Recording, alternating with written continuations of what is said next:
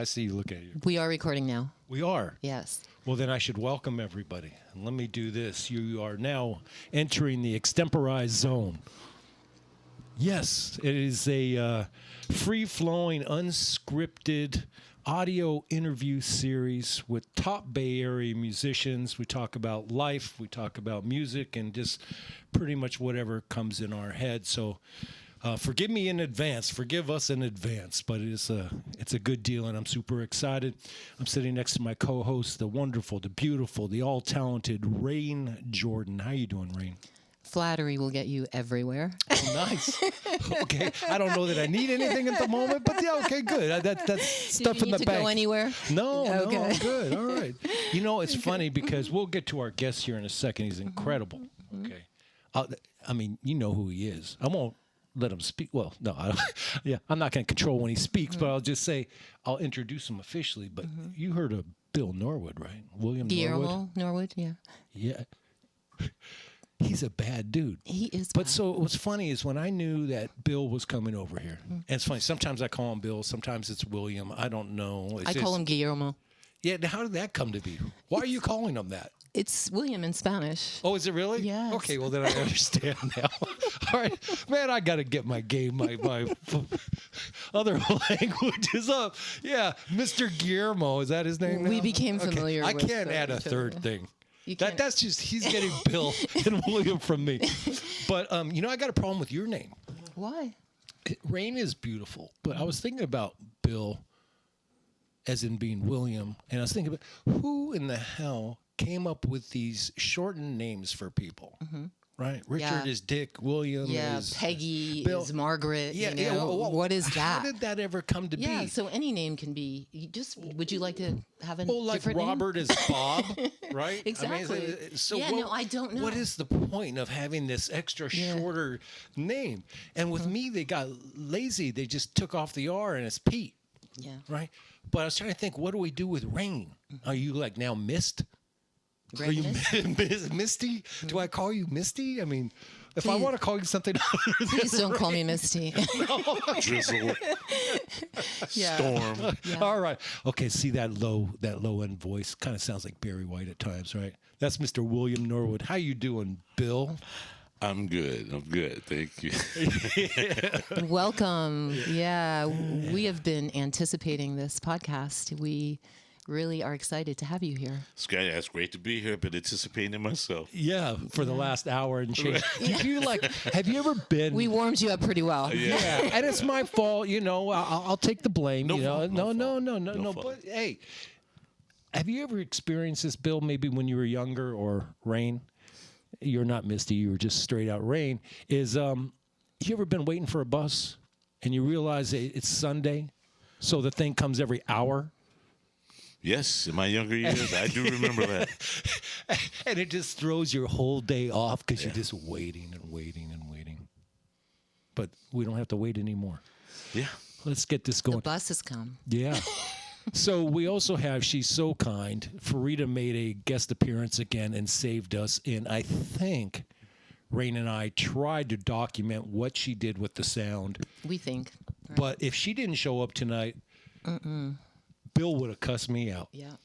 No, that's not true. We would have been recording through our iPhone or something like that. Well, right? yeah, we would have done something. But I'm always there. Seriously, I just thought it's gonna be a little later. that's all good. Sorry. You look beautiful, and her wonderful husband, Tim, over there. Good to see you, brother. We have what we consider a live audience, Bill. That's right. You know, hey, I've known you for a few years now, and we'll get into a little bit of an actual interview here. But if we go astray and we go off in different directions, that's just par for the course here. It's a pleasure knowing you, brother. And I don't know how many of these backyard improvs you've done now, but it's been quite a few. And I want to hear your version, if you will, of how things came to be, how we met and whatnot. But my perspective real quick is I remember Tina Louise, a mutual friend. She said to me that, man, because she had come to a number of these, and, you know, she's an integral part, if you will. But she said, I know this drummer. This guy's, he's a good friend. His name is Bill Norwood. If you get a chance, you got to get him. And take it from there. Well, in a nutshell, that was the answer to your question. Okay. but to just heighten the connection, my wife and I, we live in Morgan Hill, Marcia, and time that she's lived down there for 16 plus years, and I've only been down there probably a little more than 5. And in the time I've been there, I've been really fortunate enough to meet some of the just nicest people in Morgan Hill. I never envisioned myself moving South Bay, but Tina happened to be at the time with a friend of mine who was playing bass as well. And, in that whole social mix, we were playing with a different entity. And that's how, her introduction to you for me. And, as the colloquialism goes, the rest is history, because ever since the first one that I attended, it was right next door. That was the first one. And I was just watching. I was in amazement that not only did you have musicians in the concept of coming together spontaneously and creating something on the spot that you can archive, that you do archive. Right.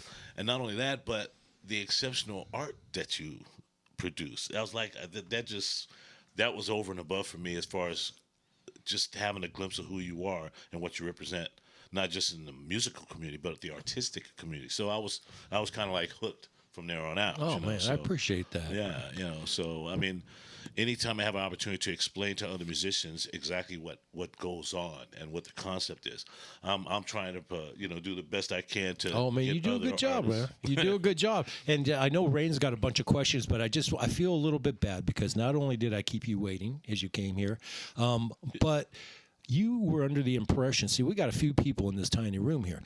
You were under the impression this is an interview. I'm sorry to tell you, this is an intervention. I don't know what the hell we're intervening about, but I feel like an intervention is needed of some kind. Oh, I had one of those years ago. I probably need to intervene right now. Yes, okay, go ahead, Rain. I'll take a back seat. Go ahead and drive this car. No, I'm just going to piggyback off of what Peter. Guillermo just said. Oh, Guillermo. See, man, you're going to mess me up with this introduction of a new name. No, Tim, think of... No, Bill. I'll call him Bill, yeah. Of what Bill just said about sort of his first introduction to you, and kind of being hooked after he saw or experienced... like who you were as a personality, your vibe, and then as an artist, and just then obviously being a loyal follower in some ways. And I felt the same way when I saw him once, and I wanted to interview him. Yeah. Oh. Yeah. I appreciate that. Yeah, I wanted to get to know him, and I wanted to interview him. So he definitely is special, and I think that he's a great unifier, and the work that he does in the Bay Area to bring jazz musicians together with that caliber of talent is just amazing, honestly. We were talking about me? Yeah. Oh, that's nice. Yeah. I appreciate that. Yeah. Okay. Yeah, so I just want to piggyback off of that. It needs to be said. Yeah. I appreciate You're part of that. You're part of that art. Well, I just feel like, to be honest with you, I just kind of feel like I latched on. What are those fish that kind of just suck on side of a shark or whatever? Those like lampreys. What's it A called? lamprey. Oh, really? Is that a real thing? Is that Yes. the name of it? Okay. Yes. And they're I just thought it like was like a hanging on this pariah poor or shark, and something. they're like, a pariah? Yeah, what is that? Oh, it's a snake? I'm not trying to gobble up on people. Okay. It's the one that eats you. Okay, Oh, see, goodness. that's Farida. Oh, my Okay, goodness. you hear Is that there lovely another, voice I think there? there's another name for that. Hey, help me out, Farida. Stop it. Okay, wait a Stop minute. it. That was an earlier We're conversation. Now, where were we? You were talking, Oh, I don't know. You know talking what? about fish. Will you do me a favor? Yes. I wanted to ask him this the whole No, time. I'm going to ask him. What is it? Oh, right. What is it? Okay, but I thought you were going to read my... Will you ask him about the Drifters? Yeah. Okay. All right. So, yeah, there we go. So I heard that through Peter, actually, that you were with the Drifters, and I don't know much about you. So I wanted to start with something really basic, like how did you get involved with music? How did you become a musician? And were you with I'm hearing that you were with the Drifters. What was what was that affiliation? What was the timeline on like that? What was that experience like? And I know that's a lot, but how did you become a musician? Okay. What inspired you, and That's what's easy. your relationship to the Drifters? Yeah. That's very easy.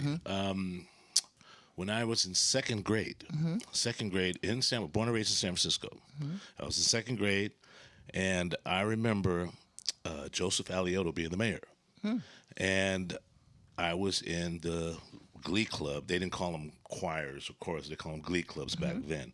I was in the Glee Club, and I just happened to be in the front row in the rotunda of City Hall when the examiner took pictures of us singing for the mayor for this event, for Mayor Alioto. And I was literally in the front on the page that featured in the paper. My mom clipped it out and everything. She goes, "That's what you need to do. That's what you need to do." And Sing? Sing, Yeah, and the whole night. Yeah. So even a little before that, when I was still in diapers, this is what my mom says. I don't remember. I hear music, and she played piano. She didn't classically study, but she always played piano, and she had an excellent ear. She could just figure out stuff. Give it a few minutes, and she would figure it out. And fortunately for me, I had music around me all the time. So when my family would have get-togethers, there would always be some kind of music playing. There would always be some kind of participation. So what would be a beer bottle or a wine bottle, once it became empty, it became an instrument. Yeah. Oh, So wow. there was a whole lot of percussive influences for me. My uncle, he, before I could even see standing up next to a conga drum, before I could see the top of it, he was teaching me how to play it. So I was playing it like this. Oh, that's cool. And so, my mom bought me bongos, and she had the piano around. So there was musical influence all throughout my life. So I would Beautiful. say, in answer to your question, my mother was responsible for directing me on this path. Beautiful. Nice. She had aspirations of becoming an opera singer, and so she would sing, I would sing. And so through the years, through high school, played music, played for my church at the time in San Francisco, and the first actual band I played with, we were called Shades of Soul, and we played for the service after the folk mass. We would go downstairs to the hall, and we'd have our stuff set up. We'd play just what was then what we could say R&B music, and the people in the congregation, they just love it. They'd sit back and eat and chop it up, and some of them would actually get up and dance if we played good enough. But we're just coming up. So anyway, long story leading up to the Drifters. Throughout my high school experience, I got in my first big band in 1973. Big band, 9-piece, horn section, the whole nine. We all sang. We all played different instruments. So sometimes we would switch. So sometimes the sax player would come back and play drums, and I'd go out front and sing. And there was several of us that switched places because we played different instruments. And by the time I wanted to become a music major when I got to San Francisco State. Didn't happen. Curriculum was full. I got into athletics, on and on. So out of high school all the way through when I got married, that's when I stopped playing music. My mother thought I had lost my mind because I wanted to be that person that held down the family. We bought a house, and so Sure. I thought I was doing the right thing, which I was. I did the right thing. Yeah. After 6 years, it started coming back, the itch, because I had sold my drum set, and my youngest two kids, they were growing up, got a house, and I was working 2 jobs, and I started getting that itch. So that was the crux that got me back into it. So from that point, I just went full tilt boogie, and I got with the Gospel Hummingbirds. I toured with them. I toured with Lenny Williams. I finally, I did some work with Robin Dewey and toured with him. And I got involved with this group called Top Shelf. And it was a Motown review. Okay. Some of the guys in the group, the other 2 guys that I was singing with, we know each other from high school. So it was this kind of a roundabout, circular kind of thing where we all end up performing together. And we had the best chemistry. It was great. In the interim, I was fortunate enough to meet Kelvin Boyd, who at the time was the drifter that was under Bill Pinkney, the last original drifter. Right. Okay. And Bill Pinkney had given Kelvin Boyd his blessing to continue. And once Bill Pinkney died, Kelvin Boyd had the KB's Drifters. But if you would think about the Drifters' original downline, we're actually part of that downline because there's so many other tribute groups out there. There's Right. plenty of Temptations, plenty of Spinners, etc. Right. The list goes on. But as far as Drifters, the one thing about this particular group, the one that leads the group now, his name is Eric Johnson. And when I first joined the Drifters, it had to be about like nine years ago, at least 9 years ago. I did 5 performances with him. And the last performance I did with him back then was at a very familiar spot, and it was called Rosella's Jazz Club in San Francisco. It was on Fillmore Street. So I had been performing there with Robert Stewart, an excellent saxophonist that was just, I love playing with him. You know, we played great music. Kenny Brown was bass player. Terry Scott was keyboard player. He also played guitar.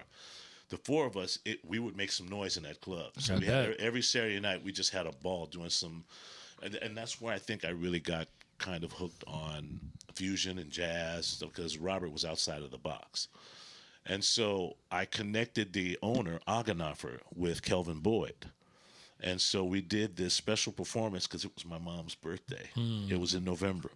And so my mom was able to attend. It was great. You know, some of my alumni from high school showed up, packed place. And that was the last performance I did with him for a while. Kelvin was a different kind of guy. You know, he was a very stern kind of character. And so I felt like there were some things that, you know, I was more interested in doing because I felt like I was not going in the right direction with them that I felt I wanted to. So I changed directions. So I guess I said that in the nicest way possible. Oh, you did. You did. You were very politically correct, man. You were nice about it. Yeah. So that being said, oddly enough, I was still performing with Top Shelf. And Johnny Trotman was, with his wife, the basic producers of that show. Did really good. The performances were really fun to do. They were well thought out shows, and to this day we're all still tight. All of the performers that were involved in that show were really tight. Unfortunately, Johnny Trotman passed away on a day to a gig, and it was a very, very devastating thing. You know, that we had to cancel the gig, but we all dedicated ourselves to, like, with LaDonna, Johnny's wife. If you want to keep this going, we're with you. And so we kept it going. And it seemed like we even got better. And then, you know, everything has its season. Yep. And certain things For sure. went a little left. And I my mom, again, I'll bring back my mom to this. And this will be the conclusion and answer to your question. Yeah. I know it was long, but you want the whole thing. Yes, Yeah, I well, do. yes. Give me the long Earlier, version. she said she likes the long version, long except for version, when I please. talk. She wants a short version. You're when I always the talk. long But version, go ahead. Peter. Yes, I'm always a long version. Yeah. But go ahead, finish up, brother.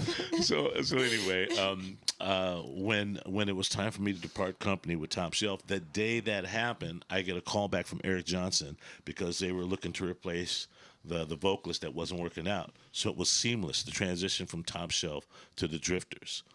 And so I had started back with them again. The struggle with the Drifters has basically been representation. Sometimes the musical, the band, the entity just didn't seem, how do you say, it didn't seem polished enough. I see.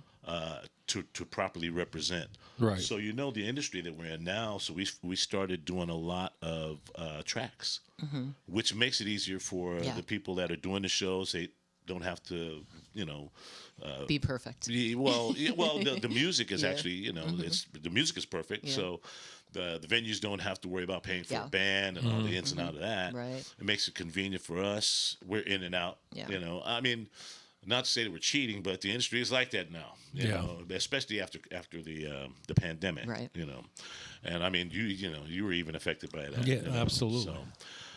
So then till now, I'm still actively with them, and we're still working on obtaining the right representation because we're so ready to just head towards the Yoshis and the big stages. We want to get into the theaters. We want to get into the Hot August Nights and the Renos and the Vegases. It's not like we want to do any residencies. We just want to get out. Well, there. let me ask you a question. I don't know if this is a thing or not, but the Drifters have their established songs. Yeah. Which is what you play all the time. In this new version, if you will, the one that you've been with them for 9 years, do you guys ever think, do you write new music? Do the Drifters produce new music? And that's a tricky question. I write music. Right. And I don't think anybody else in the Drifters write music. But I'm an instrumentalist. I play drums, I play a little bit keys to write, and I play bass. But and I express this as well. Sometimes you can't do everything you want to do with one entity. Yeah. And there's this term that's it's very negative in the music industry. They refer sometimes to musicians as band hoes or group hoes. It's a very derogatory, but Wow. That usually that comes from a band leader who can't keep a regular unit because these musicians are busy doing different things. Right, sure. So it's very difficult, especially nowadays, for a musician to just serve one entity. Oh, yeah, absolutely. You have to either be on retainer or you have to have some kind of guaranteed law where you're going to be busy for a while, so you have something to work for. Right. But when you're at home in your own Bay Area environment, you got to keep busy. If that's what you want to do, you stay busy. One group is not going to suffice unless you're busy. With You mean that one group. financially and every otherwise, yeah, and well, artistically, artistically right. as well. I mean, I like to sing. Yes, I Yeah. like to sing. Yes. But I like playing drums too. Yeah. Yes. And And you can't do it all with one entity. Is that what you're saying? Yeah. Well, there's different ways to play. Well, Yeah. with the Drifters, you Right, don't play exactly. drums. You sing. Yeah. Yeah. Oh, so Right? you sing mostly your vocals. But when you for come to the Drifters. backyard improv, and let me add this. You've been such a wonderful addition to the backyard improv, and I will say, in all honesty, you amaze me, and because we have a lot of musicians. I'm very proud and happy that we have as many musicians as we do, and we have some incredible vocalists that step in, and I'm not going to speak from you. Maybe you can expand on it later, but just from an outsider, from somebody who's not a singer, somebody who's just a watcher, a voyeur, if you will, okay? You're amazing because most of the people that come into an improvisational scenario scat. You don't know where these musicians are going to go. You're the only one that I know of that creates full-on lyrics. I mean, straight out full-on lyrics on the spot. and sings on the spot. But I mean, this isn't I just haven't a seen that. scat. I mean, not a. Oh, right. I mean, but I mean, I'll ask the guy. We were up in Lafayette, a few shows back, and I asked him to do a Jamaican kind of song, okay? Right. I asked him to do everything. I asked him to do some kind of Jamaican song, and I forget the title of it offhand. Frida? But Oh my God. I don't know if you saw that, Frida, or not. And Frida, you're going to have to grab that mic and... Where he was just called out. Yes. 3, I think. Go ahead and grab that mic. We're going to have Frida What join you us talking in the about, same- boy? What do you Okay, mean? this is what I'm saying. It's Yeah. a crazy Oh, clad boy on your top of the eye, you know. yeah. See, the name of this song was Everything's Gonna Be All Right. Everything gonna be irate, you know. Yeah, Was that the name of the song? Lively. yeah, But that everything's is gonna the be name all of the right. song, right? Yeah. What a lively song, yeah. Yeah. And the dude just took off and there was full on lyrics.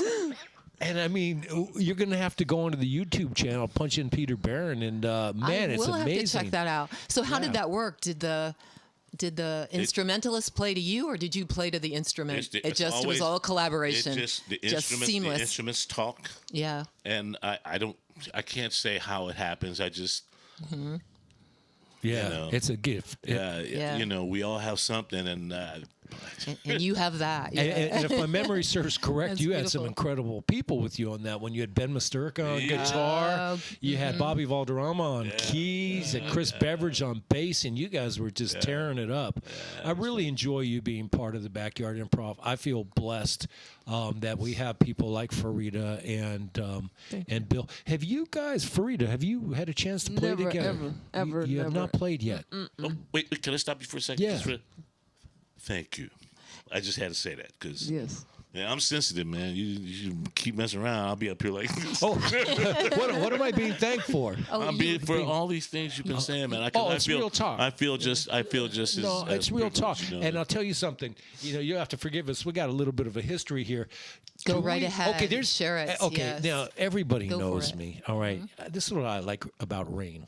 Right, Rain kind of grounds me a little bit. She's that New Yorker chick that's gonna keep everything real and just kind of say the way it is and worry about shit later. Right? That's you. So if I go off on too much of a tangent, oh well. Go ahead and hit me on my side. But what I like about the Backyard Improv and people like Farida and Bill or William or what's his other Guillermo. name? Guillermo.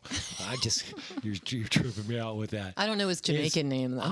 Oh, has he got a Jamaican? Is there a Jama- usually it's bomba clad boy. Bomba clad. what is that? Is that a Jamaican weed You're dealer? like an idiot, man. Idiot. Oh, okay. Crazy idiot. All right. Hey, okay, you know what? I don't know. I had a whole different train of thought. You guys messed me up here. Sorry. Okay. There was something earlier that we were killing time waiting for that bus earlier.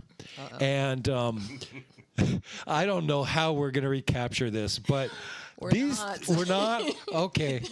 There's no way to talk about this. There was something that these two said, okay, that I still to this Guillermo day told a don't joke. understand. Yeah. Well, No, William told a joke and I we- got it. I thought we were not going to repeat that. This is an adult. who came to the? Yeah. episode, I yeah. didn't say that. Are we talking about the English translation? Okay. Well, look, say it and see if they understand. I still don't Oh, tell the understand. joke again, William. Wow. Yes. No, There we go. It wasn't even a joke. Oh, It was wasn't a just joke. it was just an observation how the English Observation. language can be twisted. Yes. Okay. So Go ahead.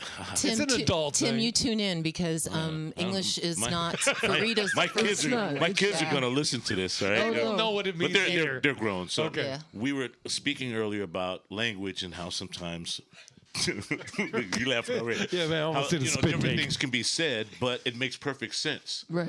And it's been said that someone who has a command of the English language, Right. a very clever and well-spoken person, could be considered a cunning linguist. I still don't know what that means. Farida got it. She got it right away. She got it right away. But he didn't get it. There are certain words you learn in any language. That's an international word. In earnest, he didn't get it. He didn't know it. Yeah. Oh. I still don't get it. But they we said had a I big should laugh play. about it. They Okay. said I should place ads or something. No. Oh my God. What did you say? I said that you might want to ask for the audience's help. Oh, they're gonna blow you up on this one. And that you're taking applications. Yeah, oh Someone to my teach God. you. And this is a perfect segue. What's that beer that you had, Teach me Farida? what Ho Garden. twist Yes. is. She's got a wow. beer called Ho Garden. From where is it from? Is it a Belgian beer? Belgian beer. Yes. It's a Belgian beer. Yes. Is that really what it is? Ho Garden? It's HOE. Okay. That's ho. Garden, like a garden. Yeah. Oh, that kind of ho. Oh my God. Oh, I just pictured somebody on a street corner. Oh God. Oh no. Oh my God. Really? Yeah. Oh, my It's not innocence is coming Amsterdam. out. It's not from Netherlands. It's from Belgium. Okay. Oh, are they the ones who wear those wooden shoes? Oh, that's wow. Oh, that's the Dutch. It's Holland. That's Holland. Yeah. We're having They still make those wooden shoes, don't they? I don't know. I think I think They I saw a probably do. documentary. I don't. just for like Novelty, maybe. Yeah, I novelty saw a purposes. documentary Thank the you. other day of this guy carving this wooden shoe, Yeah, I'm It could sure. be. and then some lady walked around in them. Yeah. It was like a real thing. Yeah. They're real. They're walkable. I'm gonna Yes. change They're They're very like walkable. the European version of clogs or something. Yes, exactly. That's where clogs come from, actually. Well, there we go. Yeah. Is that right? Yes. Do you like clogs? No, they're a little too noisy. No, they're too noisy for me. Right? I already got ankle problems, man. That's no good for Okay, that. let's get back to William. Okay. No. Well, William is part And of this. Farida. I want to know what Farida's. What's on your mind, Farida? Were you guys stressing driving over here? Yeah, I mean, I thought it was a little later. Sorry about that. No, it's my fault. It's my fault. I even asked Peter on a text. I said, when are Tim and Farida arriving? He didn't answer that part of it. Listen, you know what? You okay? I got the last show. You said the same thing. No, Okay. I said, no, you didn't answer my calls. All right, You but did you know answer my why? text. Yeah, but you want to know why I didn't answer your call the last time? 'Cause I didn't get a chance to explain this last time. Oh. I was in the middle of selling a painting. Oh, that's a good reason.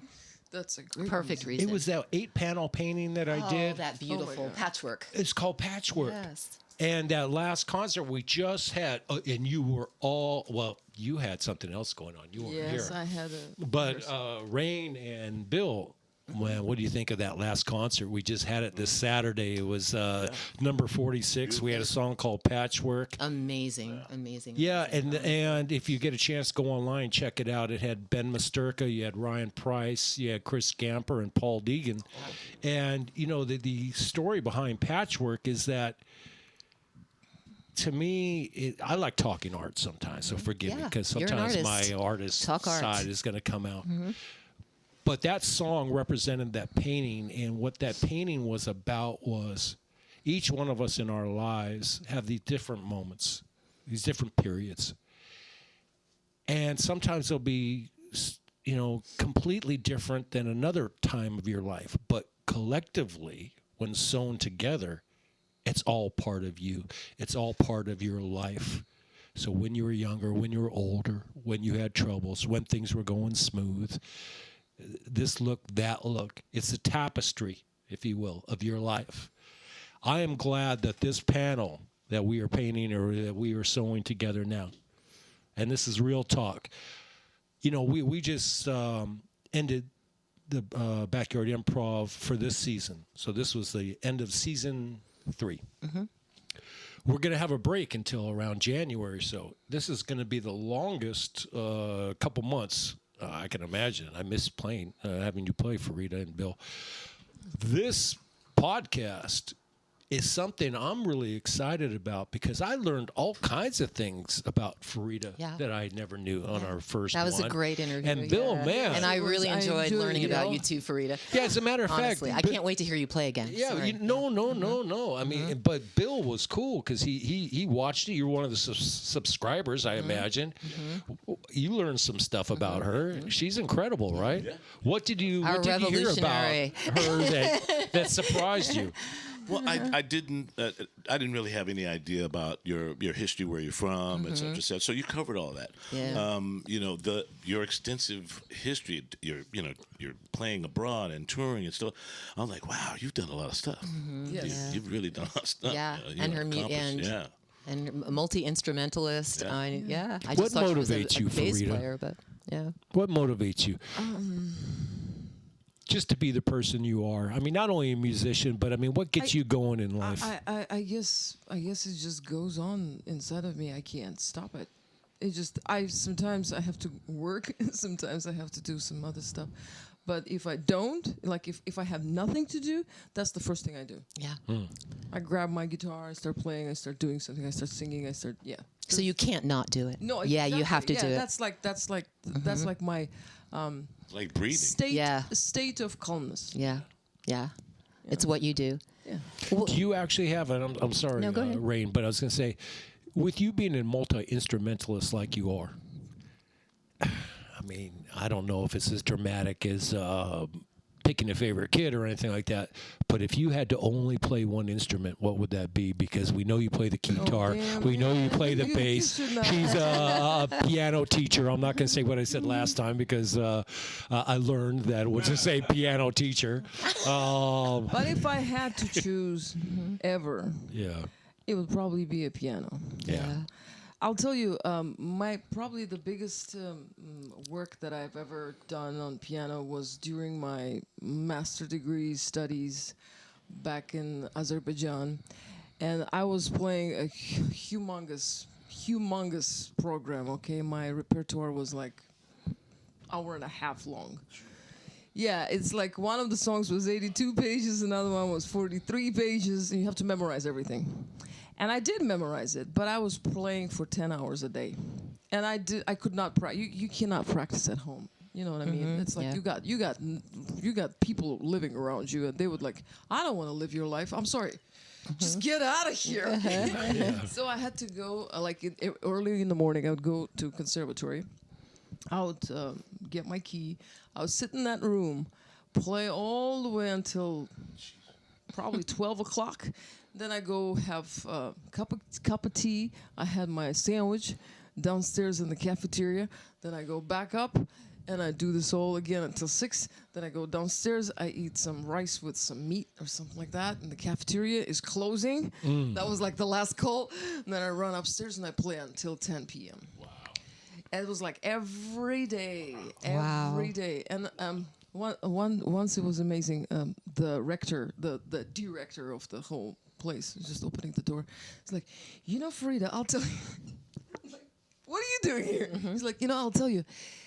In that part where you're playing that song, can you just calm down for a second? Because you're like overdoing it. I'm like, all right, okay. And that's the person who was actually taking the exam.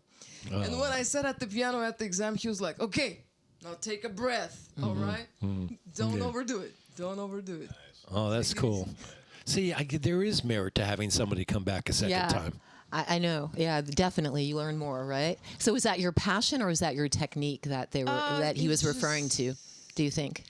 I think it's just the ability of handling your own emotions. I Because see. when you start playing, when you get to certain points of the song, your heartbeat goes faster and faster and faster. That's why some people can actually have heart attacks on the stage. Yeah. Because you cannot stop this. It's like It's being an affecting you. You are It's like being you're an actor. animated by the song. Yeah. You cannot. You breathe with it. Yeah, definitely. Your whole body becomes You are the song. Yeah.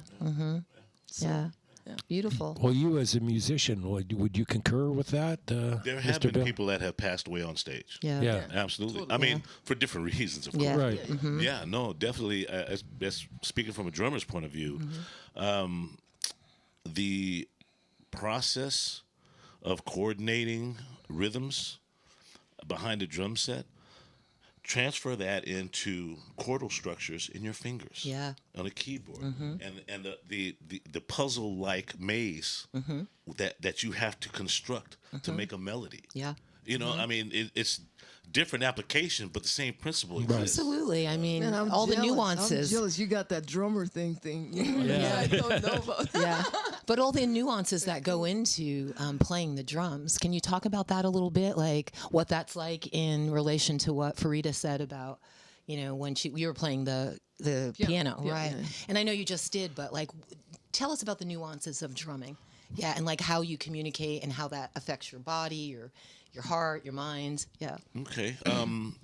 That's it's an easy question, but it's an intricate answer. Yeah. Good. With regards to drumming, there's so many. All right, for me, all right, I'm my age, and I look every single day. I'm looking at YouTube clips of these young artists. Yeah. These little drummers, like 9, I 10 know, years old, amazing. killing it, playing complicated pieces. Incredible. And I think to myself, man, I wish I could have played like that when I was that young. And I think to myself, well, it is what it is. And I realize, okay, everybody, as far as drumming, I have so many. Somebody will ask me, who's your favorite drummer? It's an impossible question to answer because there's so many, because the diversity in each individual drummer has been an influence to me. So certain things that I would learn from just watching another drummer, a certain technique he may do, a certain way he may feel a certain piece, a certain way makes me feel in listening to him. When I embrace what I hear and try to apply certain things to the way I play, the one thing I have to always keep in mind is that I don't do this alone. So I'm always complimenting and trying to compliment the other artists I play with because we're trying to create one piece of art in that piece of music. It's one sound, one body, and all the artists make up that collective. Exactly. And when it comes out, I've done a piece of it. Yeah. Not all of it, just a piece of it. Oh, well, let me kind of. Now, will you talk about that as it relates to the improvisational scene that we have going on? So you have that, but there's a little bit of structure in there, typically. Yeah. I mean, it starts unstructured, of course, right? Right. But structure develops. Right. With the backyard improv, as we do it, it just stays unstructured. Of course, throughout a song, things will come together and you mesh and you kind of find that pocket. You create that pocket. But talk about your backyard improv or improvisational stuff. I mean, especially the way that we do it. What's your thought about what we do and how you're involved in it and how you feel? So you've played both the drums and vocals in the improv, Well, in the backyard improv. He's had me come up spontaneously and, just impromptu come up and just do something, sing song. And there have been times where I've been behind the drums and I will put something out there. But with regards to playing improvisational music, this is the limitation to drums with regards to playing with the other. If I were to say start off in a 4 and I want to switch it up and flip it and go to a 6/8 or go to there's certain things I have to consider with regards to who I'm playing with. Are they going to be able to hear me? Are they going to be able to reciprocate that change in rhythm? Because rhythm, melodic instrumentalists can hear a chord change. They can hear when you go from a G major such and such to they can hear the chordal changes. But with regards to rhythm, sometimes that's a hard adjustment. Yeah. Do you know what I mean? Yeah. Because it's easier for me because I'm a drummer. So I could just as easily flip it on a 4 and then go to a 6/8 or a swing or do these other variations. So you have to be very cognizant of the other artists. Yes. Yeah. And really, these events are what really kind of fine tune all of our ears. Yeah. Because we have to listen to each other. Wow. We And you have say to that listen. all the just time. as I said, Yeah. you've been challenging me. Yeah. He's been challenging. Yeah. Well, Deep listening part is so essential. Right? Absolutely, We're Ray. talking a lot about that. Yeah. Sorry, William. well, he's got 3 names apparently now, so I mean, you can add a 4th and 5th or whatever. Yeah, no, it's so right. But I think as a bassist, I would probably catch that. But Yeah. none of the drummers I've played with at the improv, none of them challenged me that way. But it's also communicating We have to hook with them the up. eyes. Oh, yeah. Well, man, that's Stop, on my I'm gonna agenda do for something sure. crazy. Yeah. And it's just stop and listen. Well, and yes, to a degree, this is. I'm biased. Look, I'm just going to keep it real. I'm biased. I love what I do, what we do as a group. I love the effort you guys put into it. I love watching you. It is very. I think what we do is the most organic. I've been around music for a little bit. It's the most organic form of creation from a musical standpoint because it is nonstop. It is constant. It is not, because sometimes people say a jam. Oh, we're going to have a jam. And I notice that there's different versions of that. What does somebody mean? I'll be on Facebook, I'll see whatever, and they say, we're going to have a pro jam. Okay. And I think to myself, because they have the idea of having a house band, right? So there's so many different variations of this. So there's a house band that they'll invite 1 or 2 people to come up. But if they suck, they've got the professionals in there, and they're usually playing a song that they're familiar with, but then they can take liberties within a song, right? So sometimes at the club, I invited somebody, I say, you want to come over and improv? Well, they think that sometimes it's in the middle of a known song, they'll just extend a riff, or they'll just they'll take some liberties within the root of that song. But for what we do, what you guys do, it's just from nonstop. scratch. Every song. So for me, as somebody who's watching, I get such pleasure because it is theatrical to me.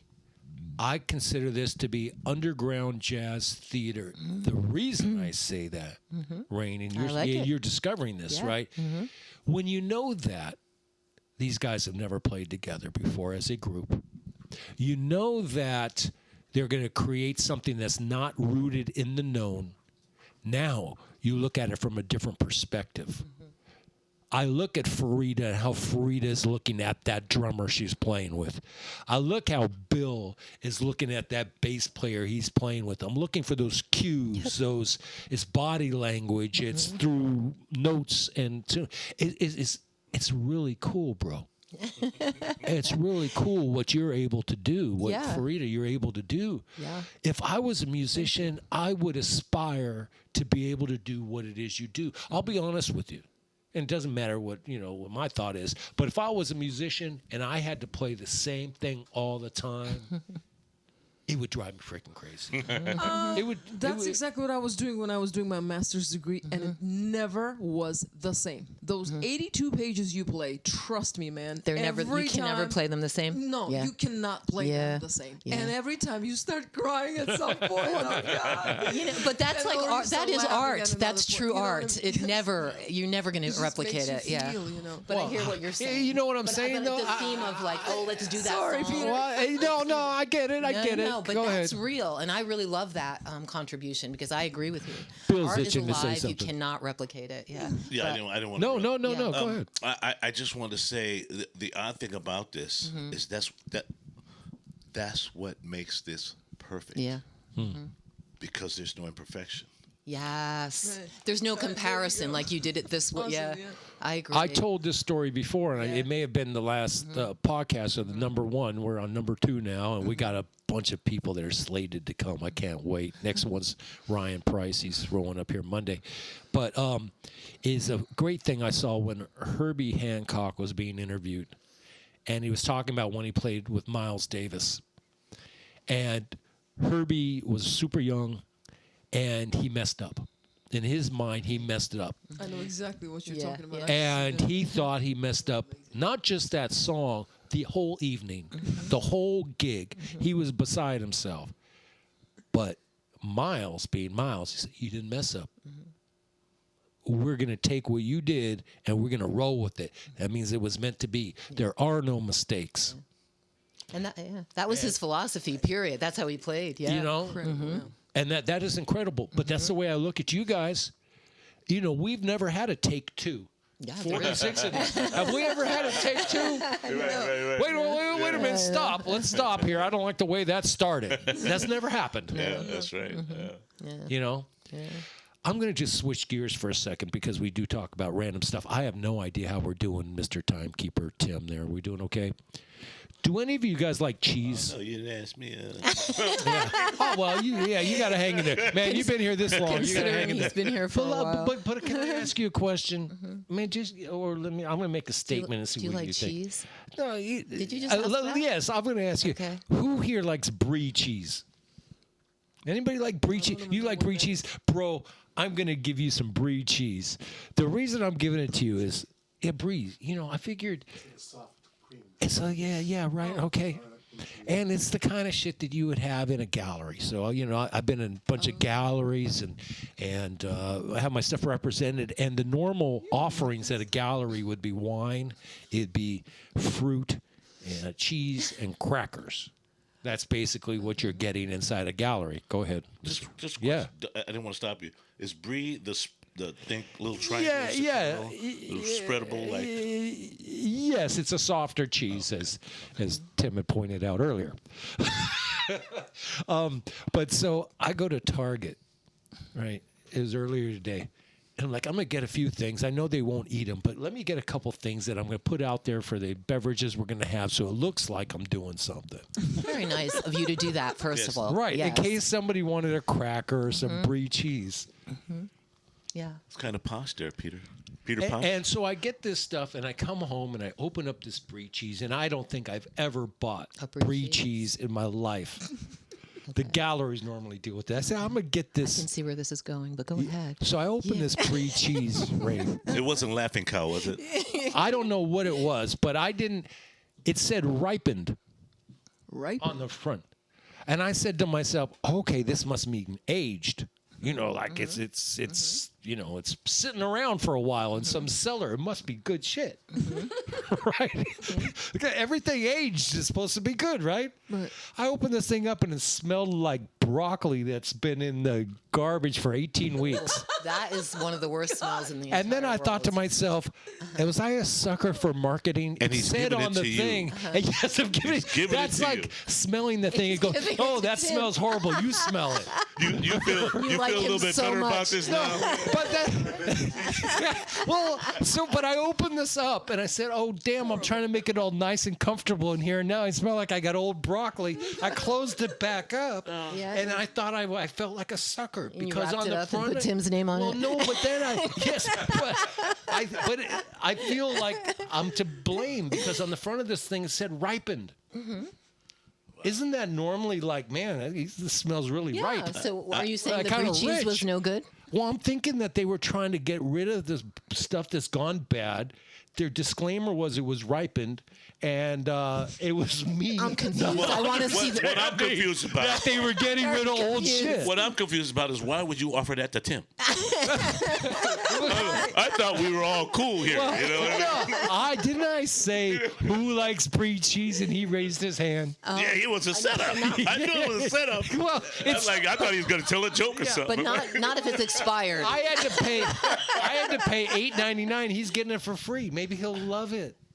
Maybe he'll. Oh, give I'm him. gonna love it. Hate Beware, the idea people. that she's coming with us. Because I live in that house too, you know.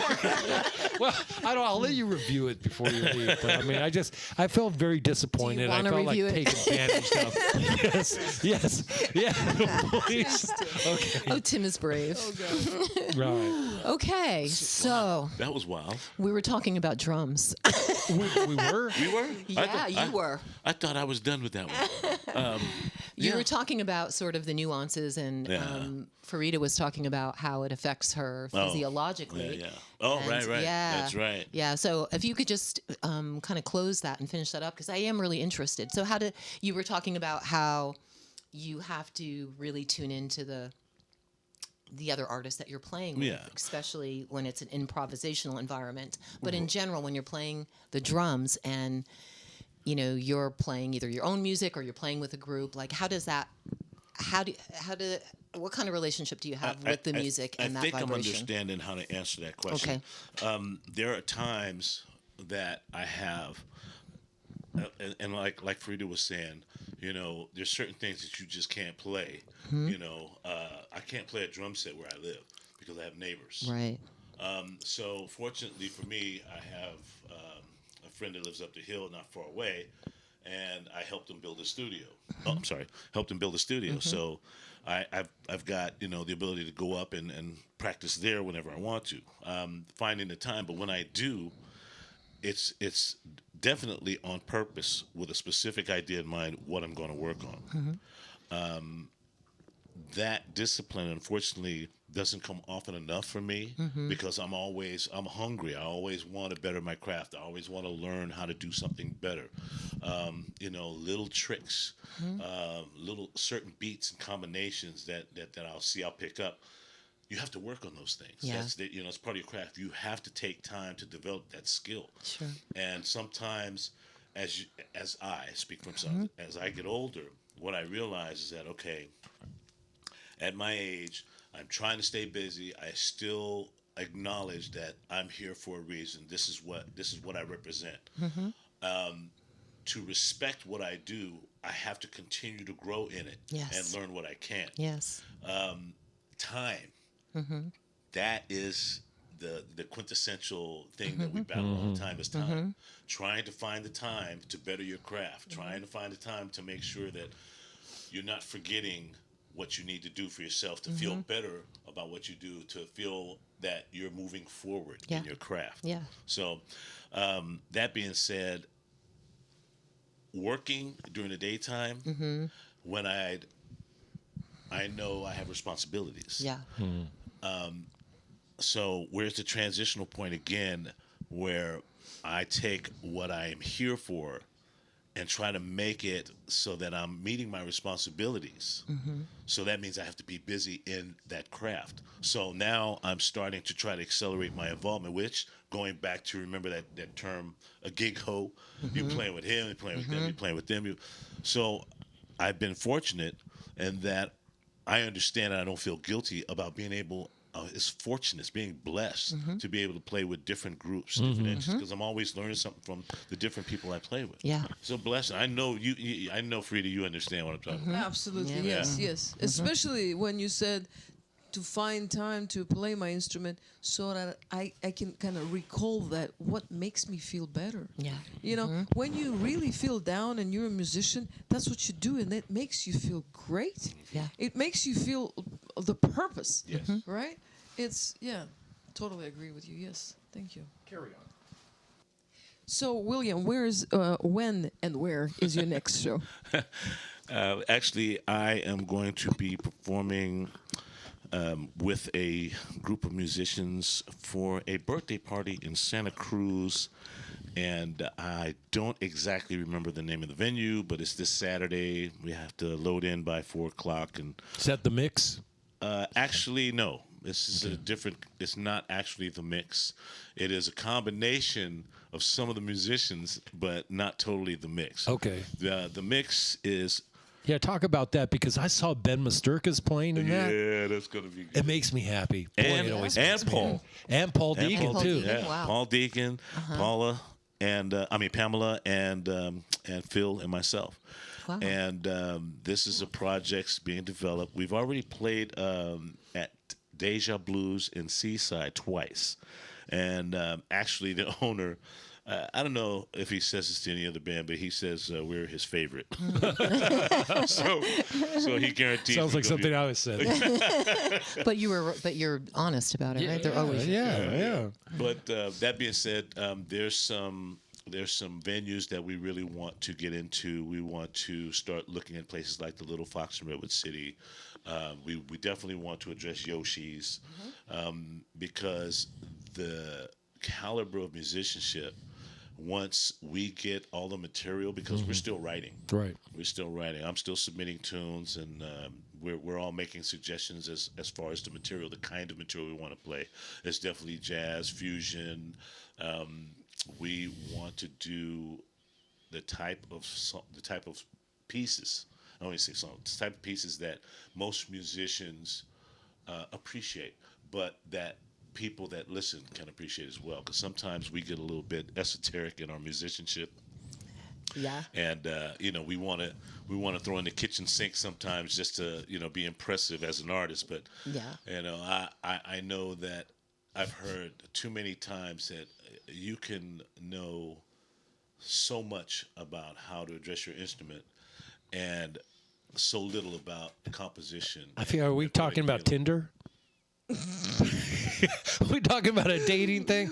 Why? Oh, I'm stuck in that. There he goes. He's going back to the English thing. Yeah, it's stuck with me. Peter. I'm sorry. You've been on one. Well, it's you two. We got Tim and Frida. They're acting like newlyweds Well, over they're here. in love. Well, they are. That's a beautiful They are thing. They're newlyweds, so in right? love. They're so sweet. They're These so two. in love. They're hugging and blowing kisses. You're lucky. Look, my wife isn't here. Yeah, Oh, they're my 2 goodness. inches away from each other. They're blowing kisses I to know. each other and stuff like Beautiful that. thing. I I'm love sorry, it. my mind just traveled on me. You were talking about playing with your instrument. Go ahead. No, I Wow, thought that was really out there. it was. He can go there. Wait, can I mellow this out for a Yes, second? No, please can I do. bring you back? You were saying something so important. Yeah, I was so interested in it. Just Yeah. about, just about, and you know who said this? Well, several people have alluded to the same principle. Will Calhoun, the drummer from Living Colour.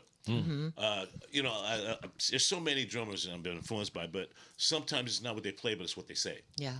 And he said you can learn how to flip your sticks and do triple rhythm-cues and know all this technical stuff about drumming and flamming. Yeah, it's great. It's great to have that ability to paint, but it means nothing if you don't know how to address complementing a piece that you play with other people. Yeah. Because it's never about one musician. It could be if you're the lead artist and you're a lead bassist. Like here's a Wayman Tisdale or here's a Brian Bromberg. they're solo bass players. You know, that's a big thing that's been coming out, right? So, Farida, at some point in time, have you been the lead bassist where you play out and you have another bassist playing the root? Yes, that actually happened once in the backyard improv when Kevin Kane was playing the bass and he wanted me to play the front, and then we flipped. I was actually playing the bass part and he was playing the solo. Yeah, that's kind of cool. Yes, I totally hear you, and it is totally different thing playing one like accompaniment or playing something, you know, actually leading, as you say. Yeah. But you know, the point is, it doesn't matter what we do; it just matters more how we do it. Yeah. Yeah, amen. Yeah. That's applies to everything in life too. You know, it's Careful, a great philosophy. careful. No. See, He's taking applications. See. Anybody want to give him instruction? Oh, man. Okay. See, the poor innocent guy here goes off on some tangent. No. Okay, I'm going to keep it real because we'll wrap this up pretty soon. But, Bill, I want to say one of the things that I really admire about you, this is real talk, brother. And if you don't mind, after what I say, I'd also like to talk about that little story about the painting. Okay? About that painting, because that's kind of an interesting story. But one of the things I really, really genuinely respect about you is your love for your family, your love for your mom who just had a birthday, Definitely. your love for your kids. And you're a special guy because, you know, everybody thinks, well, you know, it's a given. You love everybody. But it is just so obvious that you absolutely adore your mom. I see pictures all the time. She raised a wonderful son. She looks like a wonderful person. I've never been blessed enough to meet her, but I feel like I know her from all that you. What would you want to say about your mom? Because she's now how old? 93. 93 years old. God bless her. Hopefully she has many more years. But what do you want to say about your mom and of course the kids as well? But start with your mom and what she means to you. Wow. Well, Dorothy Mary Norwood, born in 1930. You know, anybody that asked me about my mom, even coming through school, some of the people I went to grade school with that I'm still friends with, they know my mom. They call her mom. Okay. A lot of the people, even to this day, you know, the same guys like I was mentioning earlier with Top Shelf, Calvin Tillery, Olaf Pollard, they're like my brothers. You know, we've been knowing each other since high school. They call her moms, you know, and everybody that's close to me inherently is close to my mom. And, you know, needless to say, my kids, you know, a lot of them, you know, my youngest daughter lives in Sacramento. I got, you know, down in Southern California. My daughter Whitney came all the way up from Southern California to see her. I couldn't, you know, Marcia and I couldn't get with her because we had other things going on. But she came up all the way up from Huntington Beach and visited my mom. And, you know, that speaks volumes, you know, for sure. how much love that my mom has definitively earned, you know, just, you know, I mean, if I'm any indication of the character of my mother, then she's done her job, and I hope to continue doing mine and represent it, because it's about my family, my lineage. I'm proud of my family, you know. As you should be. You know, and I feel fortunate. You know, I hear so many other people going through so many horrendous things with their family. You know, kids nowadays can be a little bit different than when we were coming up. You know, I was fortunate enough to be raised with a mother that knew about discipline, but she knew about love too. You know, so I got blessed with both, you know, the discipline and the love. So I was never confused about what was right and wrong. And, yeah, you know, we all go through our knucklehead stage, and we all do stuff that we have to learn from. Part of growing up. Yeah, but as far as understanding what life is about and how to value it, I think she did a good job. Yeah, she did a great job. You're a great person. Then just talk real quick about your kids, man. Well, interesting story. They're going to love this. You know, I just, to say this without, I don't know. Sometimes you wonder what they would want you or want you not to say about them. Sure. But, I love them all. I'm proud of them all. They've all been through life-changing experiences coming through their formative years. But they've all become really wise adults. And I tell this to most people that ask me about it. When my two youngest, BJ and Chanel, were coming up, and BJ would reach for something, and I just say no. I wouldn't yell at him. I would raise my no, and he'd just keep looking, keep reaching. So I get up. When I get up, I just walk over to him, and what he's reaching for, he's still holding his hand. I just no. That's as much as I've had to do. I've never had to spank my kids, never, because early on, it was about helping them just understand what it means. Right. It's not that, and that was simple. It didn't even hurt, but they understood it. It's like, and as they got older, they'd ask me questions. Say, I just want you to be wise. What do you mean? Wise. Look it up. Wisdom. Once you understand wisdom, you understand what I'm asking. And their mother, especially Beach and Chanel, oh my God, she's been amazing. Because we divorced years ago, and she has just been amazing completing them coming into their adulthood. They both were just fantastic with regards to their education and their follow through. They both got their bachelor's degrees. My baby girl has got her own online she's a life coach. Okay. And the thing that's important to me is spirituality. I mean, I don't preach religion. Everybody's got their right to believe what they believe in. I'm nobody's judge. Right.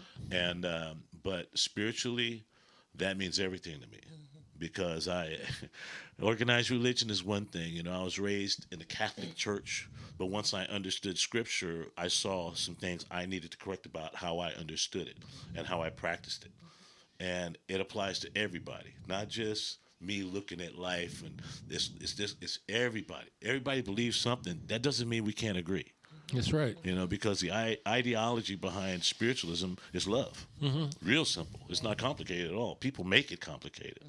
But I'm just glad I understand.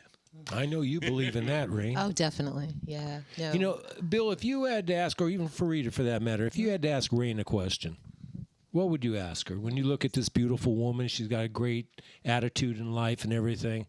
What would you want to know about her? Is that a question for me? Or? Either one, or I'll come up with it myself.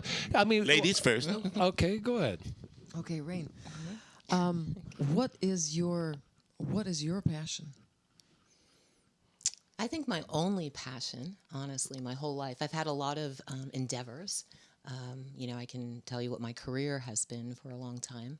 But my passion has always been spirituality. It's always been knowing myself, capital S, which is the same as knowing God that lives in us and through us. So that has always been the only thing in my life that I have consistently sought and I would say studied or explored, and discovered. So that would be my main passion in life, and which is love, which what William said equates to love. Is how do I love more? How do I give more love? How do I receive more love? How do I appreciate life in its fullest? So that would be beautiful. Yes. Yeah. And be grateful for every single moment, and everything, and know that everything is as it should be. And we each have a destiny. We each have a gift to give and a gift to receive. So, and I feel so blessed right now to be here with all of you. It feels like it was given, a beautiful gift. And I kind of knew that about William. Not when I first met him, but when I first met him here, I really felt your depth. And I was like, oh, this is a good man. Well, he's genuine. Yeah. And Peter, too. That's what attracted me to Peter. No, absolutely. Well, thank you. But that is the truth. No, he's genuine. Yeah. Farida's genuine. Tim's genuine. You're genuine. I just love. Honestly. You guys are just, you're real people. I know sometimes I have a tendency to get a little preachy during some of these shows. That's what I loved about you, actually. I don't consider. Yeah, You wouldn't philosophical, think I would that? say. Yeah. Yeah. Well, or some people will say That's musings. because it's your language. That's but what you. That's how you live. You know. I So you don't can't see tell it that you. way. I can't tell you how many times. I mean, it's literally countless times. People are like, "Do you plan on being a preacher afterwards?" No, I mean, they're like, "Well, you'd be good at it." Yeah. I have a question Sure. for Ray. Yeah.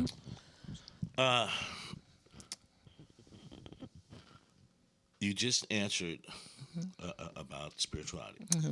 So, with regard to your writing, you're a journalist. Is that?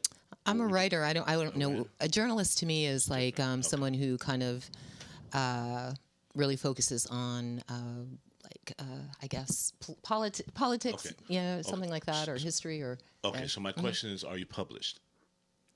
I just write for a magazine. I've written for a couple of magazines, but yeah, I haven't written a book. Okay. Yeah. Okay. Yeah. Because I was going to ask some advice. Yeah. I mean, so I'm considered published, but but not a. I haven't written a book, so I'm not an author of a book. Author of articles. Well, what do you want to know? I have 3 books on Amazon. Do you? Yeah, they're novellas. Boombara! Yeah. I found it. Yeah. I found it. Did you self-publish? I self-published. Yeah. But I had some input. Oh, we're gonna talk. Yeah, definitely. Oh, we're gonna talk. Are you interested in writing a book? Well, I've You have 'em? I've got 2 actual bodies of work with regards to poetry and just writing. I write poetry too. Yeah, you know, I mean, it's been over, a long period of time. So I want to do something so that it's in a form that can be replicated and shared. Yeah. Primarily I think about this with my family. Yeah. So like leaving a legacy, body of work. Oh yeah. You can definitely self-publish. It's so popular right now and so easy to do. You can do it right through Amazon, actually. Well, the way they do that, they do it a print on demand. Right. So what they can do is take your digital file, and unlike before, where you would have to, get a publisher, and they're going to sit here and put out 1,000 copies, thousands of copies, and put them in bookstores. You can self-publish. You can get this on Amazon. I forget. Amazon bought the company that I originally did it with. Right. It was called Create Space. And then they bought Create Space, and now they've called it something else or whatever. But the nice thing is they don't have to have a lot of inventory. If somebody sells or buys what it is, they'll just print it up, Yeah. whether it's 1 copy or 1,000 or whatever. So, but hey, it's still work. It is. I encourage that, man. I Yeah. do too, and I've seen some really professional, beautiful books come out of there. Honestly, illustrated the whole bit because they provide, links to illustrators and so on and so forth. So it's a wonderful thing to do. So I encourage you, to put that down. Yeah. I wish my wife could have been here to experience this. Well, next time bring her. Yeah. Well, she works. Oh, okay. She works. By the way, you are a perfect couple. How long you been married? We've only been married. It'll be 5 years in February. That's and she congratulations. shares the same name as my mom did when she was around. Marcia. Yeah. Marcia. Marcia. Pretty name. And I think people pronounce that differently. Marcia or something like that. Marcia. Yeah. Oh, she's quick to correct me. Oh yeah. Oh, is that right? Marcia is a different Marcia, name than that's Marcia. my mom. Yeah. Okay. And speaking of the whole short names, I remember when my dad would yell from across the house, he's like, Mar. You're just shortening it down to Mar. I'm going to tell you a funny story real quick because I grew up in a very interesting way. Love my dad, but he passed away from alcoholism at 54. All the rest of my family just recently passed, too. I'm the only one. Both my sisters and my mom within a 3 period of time, all gone. So it was an interesting upbringing when I was young, and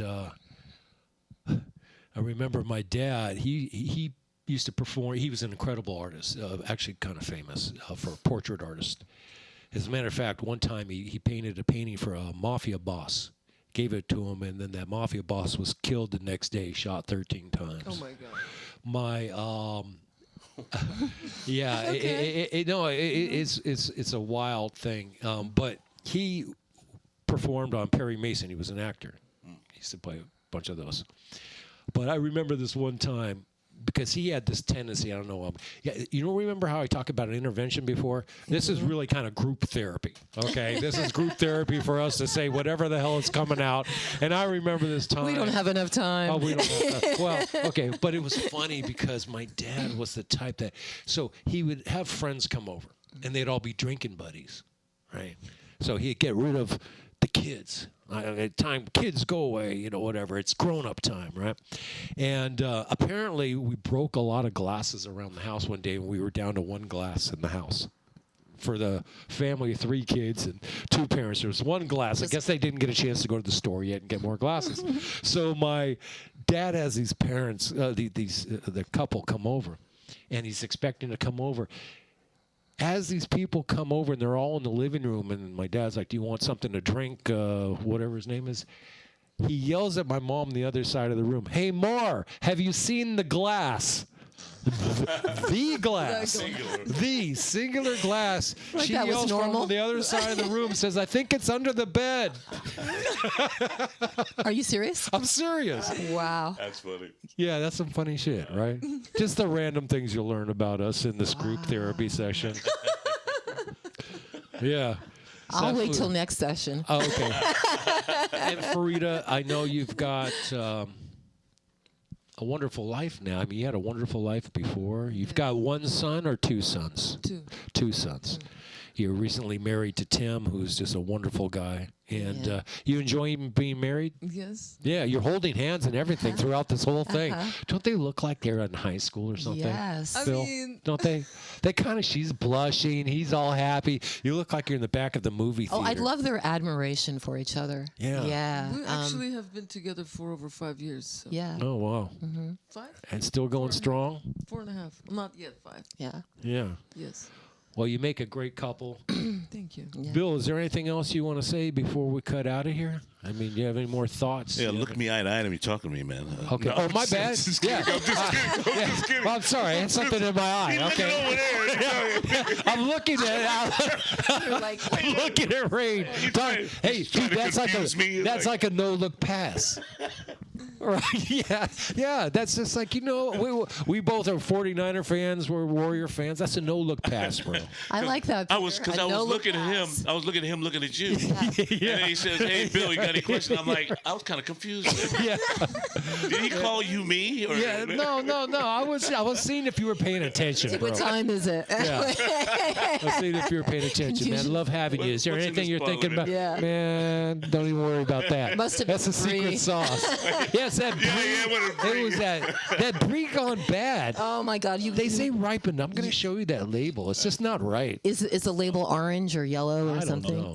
Well, in conclusion, conclusion to this, I just, first and foremost, I just want to say that from the beginning, my experience with the Backyard Improv, meeting you, becoming your friend, your brother, I love you, man.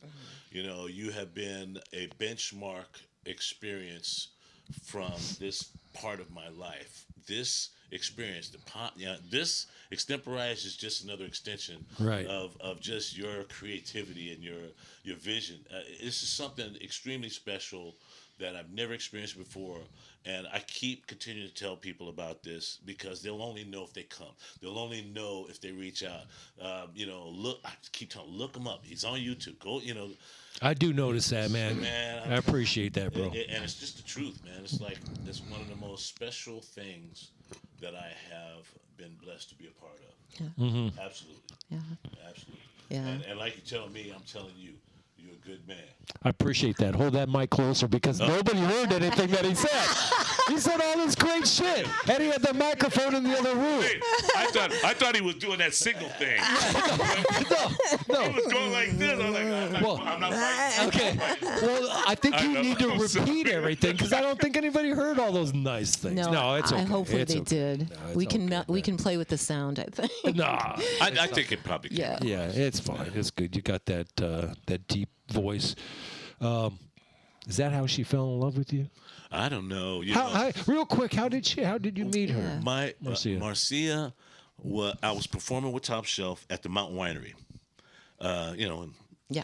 And up in the hills, beautiful place. I love that place. And she was in the audience, and it was packed. and there was a line of women right in front of the stage. And Oh, wow. Oh, shit. Okay. She wasn't one of them. She wasn't one of them. Okay. She was in the audience on the dance floor, killing it. Okay. On the dance floor. All right. And I'm a drummer. Yeah, yeah. You like that rhythm. I recognize rhythm. Yeah.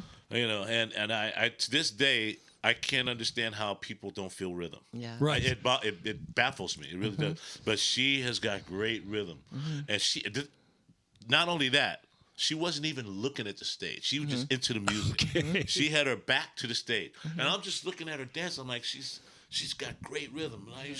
And so, after the song's over and see her go out, so I know where she's sitting.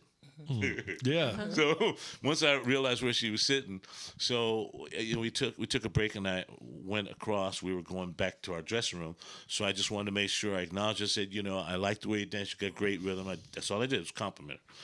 And she's probably looking at me like, musician. Yeah. Red flag, red Right. flag, red flag, Right. red flag. And, I guess, I saw her back again. We performed again, and she came back. And I remember you. Yeah, you want to dance really well. Yeah. So we started communicating. And, Okay. despite the red flags, I guess she saw the real me. And I earned her favor. Nice. And the first time we went out, we actually went on a date. It was at Carnival in San Francisco because we're both born and raised in San Francisco. Okay. We found out through our conversation that we went to the same grade school. I was in second grade. She was in first grade. Oh, wow. At Star King. Wow. We never knew each other. Wow. Amazing. Yeah. So here it is. that's so weird, right? interesting. I love it. Talk about destiny, right? Yeah. Well, we won't repeat it, but that was kind of like their whole Yes, story. I mean, yeah. it was Oh my just, gosh, it's they a had that fate too. kind of a thing, It right? really is. It really is. Yeah. Who's meant together will be together. Proper Who's food meant at to the be proper together will time. be together. Okay. Yes. Yeah. Yes. All right. Well, love you guys. Anybody else want to say anything? Farida, you got any parting thoughts or Farida-isms? Well, or? just maybe say that I have 2 shows, big shows coming up. Oh, yeah. One on February 3rd. Please. In Danville. Okay. With my rock fusion trio. Yeah, Jazz and trio. that consists of Paul Brannon and Christopher and Chris Gamper. Yeah. It will be in Danville. Okay. When's Where that? in Danville? Where was that? Yeah, no, where? What's the name? I can do it. I Oh, Can that's right. Do You It did say that last time. Yeah. I can do that. I go down to Danville. Is that an? It's Oh, a performing arts center. Oh yeah. yeah. That's not far. Yeah, it is. I'll be there. It's not far. Is that off Crow Canyon? I think. Main Street? Yeah, it's not far. It's 10 minutes from here. Yeah. Yeah, Diablo Road. Yeah. And then the other one coming up on November 30th, the Rocks on Main. I'm playing with Kurt Oh, that's Ribach, in Martinez. Right? the upright bassist. Yeah. Yeah. Yeah. No, and it's just a duo. Yes. It's just a duo for you guys. Wow, Just that's very cool. cool. Hey, I meant to ask you last time is we have the mutual friend with Lincoln Adler and other people. How did you get connected with Kurt? Kurt Ribach. I think. It was through Lincoln Yeah. and Greg Senkovich. And Greg, yeah, who Yes, played Greg part of our Sankovich, thing, that's right? right. Okay, right. Okay. Well, And then cool. we went to his show. We actually went to San Francisco. I think he was playing at SF Jazz. At SF Jazz, and yes, I heard all those songs that I'm playing with him right yeah, now. It's yeah. just amazing. It's cool. Yeah. No, it's neat. It's a small world, man. Yeah. And what makes me happy is when I hear, I've told you this before, I've told everybody this before, these relationships that you guys are building that half the time I don't know about until well after the fact is pretty darn cool. Yeah. So when I saw that thing where I saw you guys just posted some, Ben. photos with Ben Musterka and Paul Deegan, and I'm like, damn, okay. Unifier. You are the matchmaker is or the- That's what I'm unifier saying. or whatever. You're Yeah. the tip of the spear. I Honestly, feel like a bit of a matchmaker. you are. Yeah. You have that magic. Definitely. I saw that in you day one. I like I that. said, look how he brings all of this together, I like that. The audience included. Yeah. Everyone that attends. I don't everyone think that's I'll part just of say your it's a parting thing for following. me here. I know it's self-serving, but with your help, Bill and Farida and Rain and Tim and everybody else, I just don't see this ever being repeated. Because the trust you guys put in me, I mean, it's special. You know how it is. Everybody's got a camera. People are posting stuff left and right. You have to have a lot of trust in me that I'm going to pair you up with somebody that's going to be cool. Right. Right? Because if you have no idea who these people are, their level of musicianship, and then there's people who are going to just, shoot you and put it on here or there, you could be like, man, I don't know if I want myself represented. well, yeah, I hope they, So thank you for the trust you put in me, because neither of you have ever come to me and said, well, I need to know who I'm playing with. I don't think you've ever said that. No. So, do you have anything, Rain, before we cut out of here? I just want to say that trust is deeper than, just your ability to put people together, which I think is an amazing gift. I mean, obviously, look what you do as you bring, particular artists together. Well, and by the way, you're a part of this now, right? Thank you very much. But it's also because of the person that you are, that people trust you. Yeah. Well, thank you so much. And the follow through that you have. Yeah. Well, thank you, guys. I hope you tune in again. If I went a little wild, I'm sorry. That's what happens. Sometimes you go a little bonkers, but it is unscripted, so we just, roll with it. We're going to be meeting with episode 3. I think it's Ryan Price. Yeah, that's going to be neat. Oh, yeah. And we got a bunch of people, so... Bill, William, what's his third name? Guillermo. And we didn't come up with the Jamaican name yet, right? He didn't give it to Oh, us. no. No, I'm not going to call myself a bomba clad. Bomba clad? Bomba clad. Okay, is that a name or is that just a It's a saying? critique, man. Okay. Jamaican idiot, man. Stupid, man. Crazy. Oh. Boy, crazy. Is that why you're looking at me now? Shouldn't you be looking the other direction? Well, you know what? What? Let's cap this off with a good joke. Okay. Yeah. My wife told me this joke. Okay. Let's hear it. Why do cows wear bells? Why do cows wear Why do bells? cows Why is that for real? Oh, you know this? No. Because their horns don't work. See, am I a little slow today? Am I just a little slow today? That's one of those clean jokes. It's very clean. I'm trying to clean it up from that earlier thing. Oh, thank you. Because Peter just I don't know. We went a real adult dark side on that. Well, yeah. That was just too funny. But it was perfect. You got kindergarten stuff happening here. I don't understand this one either. Yeah, man, I'm just like, those are bulls, right? The kindergarten. You're thinking too much, Peter. You're thinking too much. Hey, it's not just No, me. I'm She like- didn't understand what the hell that was either, like- right? I know I had to go, I'd say I try to understand. I know, but do cows have horns? You still don't understand. So They the don't owners have- can hear where they are. No, I got that. Right? Well, yeah, but what about the horns? The reason they have the bells so they can be heard. Yeah. Right. Their horns don't work. But Listen, do they have the horns? joke is lacking if you have to spend 20 You're minutes. overthinking this. Everybody overthinks this joke. No, I know, but do cows? You know what? When you got to spend 20 minutes explaining the joke, dude, that's a fail. Okay. It's a fail. Okay, I'm overthinking it. I'm Yeah. overthinking it. All right, here- Thank you, Farida. Tim, I did got you it when you understand said it. Oh, you got But it. anyway, Well, please thank you. explain it to me, brother. No. All right, let me make this simple one. What did the fish say when he ran into the wall? Damn. See? You got that one. Hey, all right. There's hope. Have a There's damn hope. way. Okay. There's hope. No, That's a good. Well, I just want to say thank you to everyone. Okay, you're welcome. honestly. Again, thank you all. I Thank really you. appreciate you coming, and I so appreciate getting to know you as we did last time with Farida. It was such a pleasure and such an honor.